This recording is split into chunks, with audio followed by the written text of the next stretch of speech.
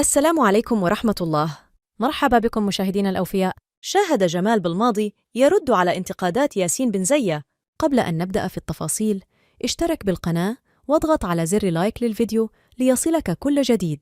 خلال الندوة الصحفية التي خاضها الناخب الوطني جمال بالماضي اليوم، وجه رسالة على الدولي الجزائري ياسين بن زية لاعب نادي كرباخ الأذربيجاني.